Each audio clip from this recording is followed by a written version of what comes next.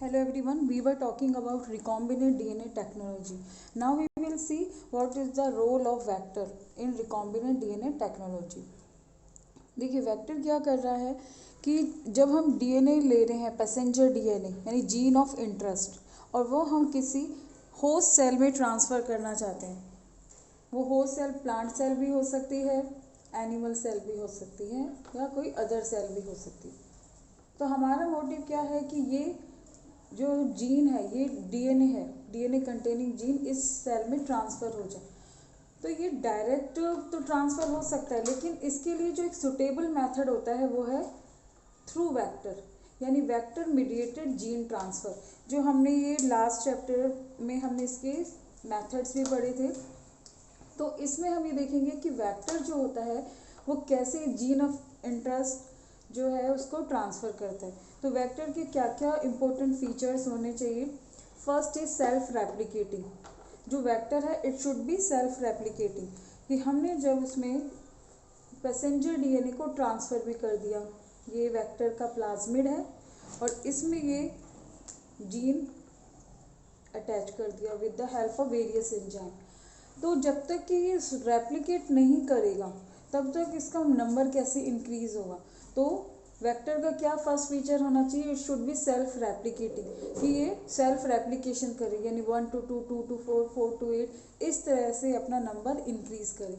Second is could be inserted easily in host cell. ये जो vector हम use कर रहे हैं इसका ईजिली इनकॉर्पोरेशन हो जाए होस्ट सेल में, यानी जो जिस सेल में हम ये फीचर्स लाना चाह रहे हैं इस जीन के, उस सेल में ये इजीली ट्रांसफ़र हो जाए और आइसोलेटेड भी हो जाए, यानी कुड बी इंसर्टेड और isolated easily. Vector containing restriction site, यानी इसमें वन और मोर रेस्ट्रिक्शन साइट होनी चाहिए। रेस्ट्रिक्शन साइट का क्या मीनिंग है कि जहाँ से रेस्ट्रिक्शन एंजाइम कट करे डीएनए को। अगर रेस्ट्रिक्शन साइट नहीं होगी, देखिए ये है प्लाज्मिड, अभी कोई इसमें एंजाइम अटैच नहीं है। अगर रेस्ट्रिक्शन साइट नहीं होगी तो किसी अदर हम फॉरेन डीएनए को इसमें ट्रांसफ़र कैसे करेंगे। तो रेस्ट्रिक्शन साइट वो साइट होती है जहाँ से वो डीएनए को कट कर सकते हैं और किसी फॉरेन डीएनए को अटैच कर सकते हैं। तो presence of restriction site. Next feature is should have marker gene and marker site. इसका क्या मीनिंग है कि अगर डीएनए हमने फॉरेन डीएनए को इस वेक्टर की डीएनए से अटैच करा दिया, ये माइक्रोस्कोपिक होता है, लेकिन हमें ये पता कैसे चलेगा कि ये डीएनए अटैच हुआ है या नहीं हुआ है। तो उसके लिए मार्कर जीन होते हैं जो इन रिकॉम्बिनेंट डीएनए को सेलेक्ट करते हैं, यानी ऐसे सेलेक्टेबल मार्कर होते हैं जो ये चेक करते हैं कि डीएनए का ट्रांसफॉर्मेशन हुआ है या नहीं हुआ है। कैसे, ये देखिए यहाँ पर ये प्लाज्मिड, ये है फॉरेन डीएनए। अब यहाँ पर ये सपोज ये कोई बैक्टीरिया का ये जो डीएनए है जिसे हम प्लाज्मिड कह रहे हैं, यहाँ पर एक मार्कर जीन है टेट्रासाइक्लिन रेजिस्टेंट जीन।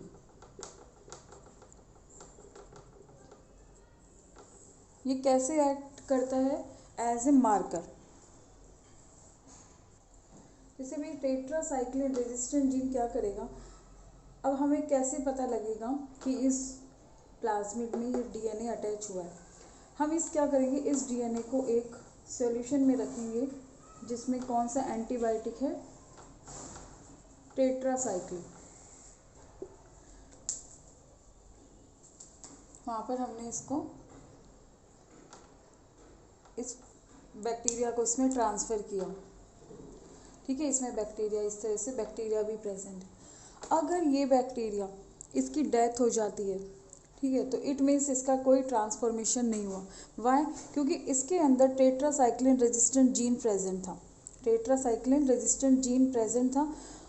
जब इसे टेट्रासाइक्लिन एंटीबायोटिक में डाला तो ये क्या करता, सर्वाइव करता, because it is having tetracycline resistant gene, कि ये रेजिस्ट हो सकता था इस एंटीबायोटिक के अगेंस्ट, बट इसने कोई वर्क नहीं किया। इट मीन्स इसका कोई ट्रांसफॉर्मेशन नहीं हुआ। और ये टेट्रासाइक्लिन में अगर ग्रो कर रहा है, मीन्स सर्वाइव कर रहा है, इट मीन्स ट्रांसफॉर्मेशन हुआ है, यानी ये जो डीएनए है ये अटैच हो गया है। तो सेलेक्टेबल मार्कर देखिए, एंटीबायोटिक क्यों लिया है कि बैक्टीरिया जो होते हैं उनको किल करने का काम होता है। वो कौन सा केमिकल करता है? एंटीबायोटिक, टेट्रासाइक्लिन, पेनिसिलिन, एम्पिसिलिन, इस तरह से एरिथ्रोमाइसिन, वो इतने सारे एंटीबायोटिक्स हैं जो बैक्टीरिया को किल कर सकते हैं। तो इनमें से 1 या 2 हमने क्या ले लिए? सेलेक्टेबल मार्कर, जो ये सेलेक्ट करते हैं, जो ये श्योर करते हैं कि ट्रांसफॉर्मेशन हुआ है या नहीं हुआ, इट मीन्स डीएनए अटैच हुआ है या नहीं हुआ। तो टेट्रासाइक्लिन रेजिस्टेंट जीन में जब इस सोल्यूशन को टेट्रासाइक्लिन सोल्यूशन में जब इस बैक्टीरिया को इंसर्ट कराया था, ठीक है, अगर ये ग्रो करता है इट मीन्स ट्रांसफॉर्मेशन हुआ है, एंड किलिंग हो जाती है तो ट्रांसफॉर्मेशन नहीं हुआ। आया आपको ये बात समझ आई कि सेलेक्टेबल मार्कर कैसे वर्क करते हैं। इसी तरह से अदर जो रेजिस्टेंट जीन यूज़ करते हैं एज ए सेलेक्टेबल मार्कर, जैसे एम्पिसिलिन रेजिस्टेंट जीन है, पेनिसिलिन रेजिस्टेंट जीन है, कोई भी हो सकता है वो। तो एक फीचर ये क्या है? It should have marker gene और मार्कर साइट। 1 भी हो सकता है, मोर देन 1 भी हो सकता है। एग्जाम्पल ऑफ वेक्टर जो कॉमनली यूज होते हैं, प्लाज्मिड, बैक्टीरियोफेज, कॉस्मिड। प्लाज्मिड वही जो बैक्टीरिया में से एक एक्स्ट्रा क्रोमोसोम होता है, जो बैक्टीरिया में एक्स्ट्रा क्रोमोसोम या एक्स्ट्रा डीएनए होता है, that is called plasmid. Bacteriophage, a virus which attacks bacteria, which infects bacteria, is called bacteriophage. Cosmid क्या होता है? कॉस्मिड इज कॉम्बिनेशन, ये 2 वेक्टर्स का कॉम्बिनेशन होता है। तो कॉस्मिड भी जो एज ए वेक्टर यूज होता है। 1 बाय 1 हम इनके फीचर्स पढ़ते हैं। First is plasmid. कि plasmid discovered by Lederberg and Tatum in 1952। ये मोस्ट कॉमनली यूज्ड वेक्टर है। प्लाज्मिड क्या होते हैं? देखिए, ये एक्स्ट्रा क्रोमोसोम होते हैं, यानी एक्स्ट्रा डीएनए होते हैं बैक्टीरियल सेल में, यानी इनकी ग्रोथ, इनके नहीं होने से बैक्टीरिया की ग्रोथ और सर्वाइव पर कोई इफेक्ट नहीं होता। तो एक्स्ट्रा क्रोमोसोमल डीएनए है, उसमें मेन क्रोमोसोम तो होता ही है और साथ साथ ये भी प्रेजेंट होता है। जैसे ये है प्लाज्मिड, एक्स्ट्रा क्रोमोसोम। ये डबल स्ट्रैंडेड हैं, सर्कुलर होते हैं, एंड ये है मेन डीएनए। सर्कुलर है प्लाज्मिड, डबल स्ट्रैंडेड है, इसलिए ये easily human DNA, plant DNA या एनिमल डीएनए के साथ अटैच हो जाते हैं, बिकॉज वो भी कैसे होते हैं? Double stranded. कंटेनिंग ओराई, ओराई मीन्स होता है ओरिजिन ऑफ रेप्लिकेशन, वो एक साइट जहाँ से ये प्लाज्मिड क्या करेगा? अपना रेप्लिकेशन स्टार्ट करेगा। तो इसमें क्या होता है? एक ओराई साइट होती है where replication starts, and plasmid can replicate itself, they are able to self replication, कि इनमें इतनी कैपेबिलिटी होती है, ये 1 प्लाज्मिड से 2, 2 to 4 इस तरह से ये अपना मल्टीप्लिकेशन कर सकते हैं। They contain restriction enzyme site, कि यहाँ पर इनमें ये सब तो प्रॉपर्टीज़ है, बट इनमें मेन प्रॉपर्टी क्या होती है कि इनमें रेस्ट्रिक्शन एंजाइम साइट होती है, जहाँ से कट करके किसी भी फॉरेन डीएनए को अटैच कर सकते हैं, ठीक है। And third is contain marker gene. Marker gene अभी जैसे ही डिस्कस किया कि ये चेक करने के लिए होता है, ये सिलेक्ट करने के लिए होता है कि ये फॉरेन डीएनए अटैच हुआ है या नहीं हुआ। तो मार्कर जीन भी होते हैं, यानी ये प्लाज्मिड ऑल पैरामीटर्स को फुलफिल कर रहा है, कंप्लीट कर रहा है। तो एक आर्टिफिशियल प्लाज्मिड सिंथेसाइज किया था जिसका नेम है PBR322। PBR322 ये बॉलीवर रोड्रिगेज ने ये प्लाज्मिड तैयार किया था। इस प्लाज्मिड में क्या क्या फीचर्स थे वो एक डायग्राम से हम देख लेते हैं। ये डबल स्ट्रैंडेड प्लाज्मिड है, circular,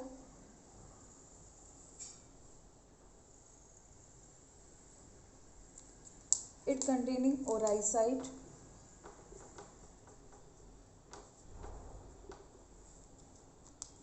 and ROP, protein of replication. ये रेप्लिकेशन ऑफ प्रोटीन नहीं है, this is protein of replication.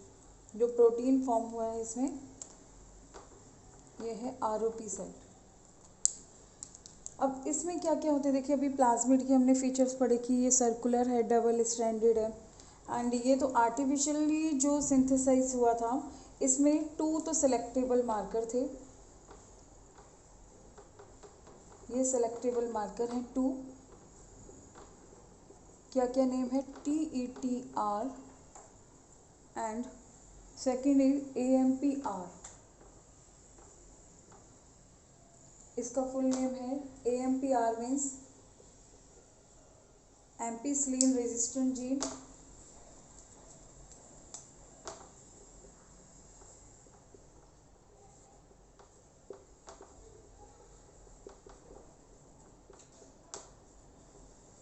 And TETR means tetracycline resistant gene.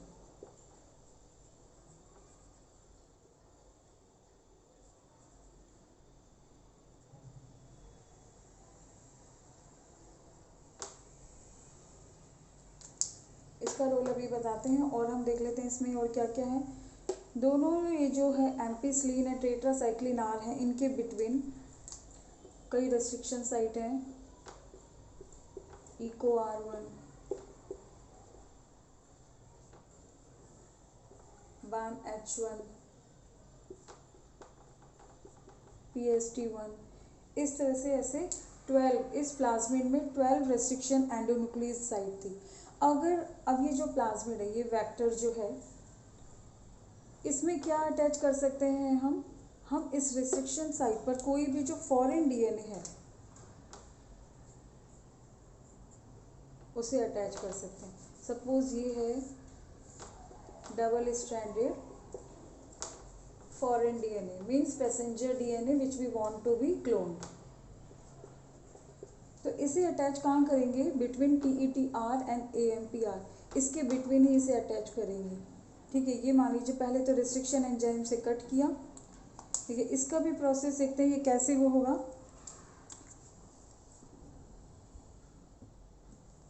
ये तो है प्लाज्मिड एंड ये है पैसेंजर DNA, अलग कलर से बना लेते हैं। ठीक है, ये है पैसेंजर DNA एंड ये है प्लाज्मिड। तो फर्स्ट ऑफ ऑल तो इन्हें सेम रेस्ट्रिक्शन एंजाइम से कट किया और इसे स्ट्रेट कर लिया।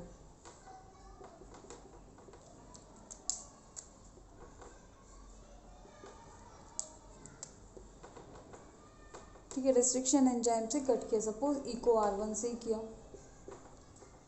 EcoR1 से कट करने के बाद में अब इन्हें लाइगेज किया, ज्वाइन किया, तो ज्वाइन करके ये वापस से इस शेप में हो जाएगा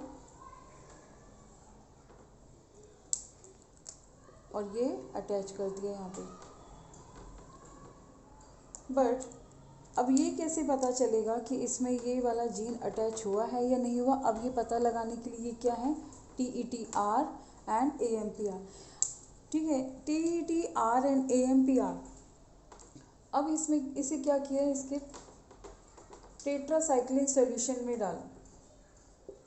फर्स्ट क्या किया? टेट्रासाइक्लिन सॉल्यूशन में डाला, ये है टेट्रासाइक्लिन, इसमें ये प्लाज्मिड डाल दिया।